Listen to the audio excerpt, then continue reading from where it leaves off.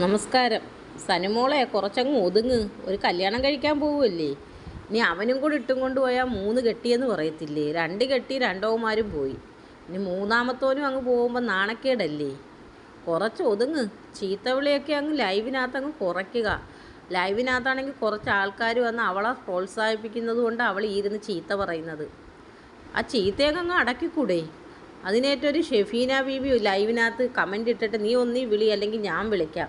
വിളിച്ചിട്ട് ആരെയൊക്കെയാണ് ഈ പറയുന്ന ഷെഫീന ബീബി? ആദ്യം ഷെഫീന ബീബി പോയി നല്ലതാവും, എന്നിട്ട് ബാക്കിയുള്ളവരെ പറയാൻ നടക്ക്. ഒരു ജേർണലിസ്റ്റ് വന്നിരിക്കുന്നത് എവിടെയോ പറഞ്ഞു, ഏതോ കോടതി പറഞ്ഞെന്ന് പറയും. കണ്ടാലും കോടതിയിൽ ഇരിക്കുന്ന ജഡ്ജിമാരൊന്നും പറയത്തില്ല ചീത്ത വിളിക്കുന്നവർ ജേർണലിസ്റ്റാണ്. അതിനൊരു പഠിത്തമുണ്ട്.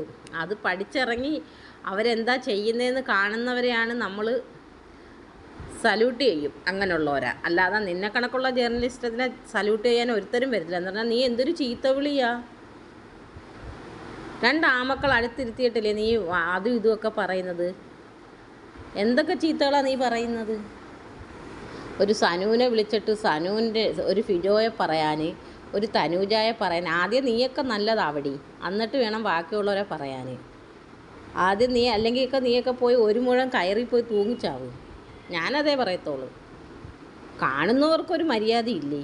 നീയൊക്കെ ഇങ്ങനെ നടന്ന് സംസാരിക്കുന്ന കേട്ടും കൊണ്ടിരിക്കുന്നവർക്ക് പന്ന പറ നാറികൾ.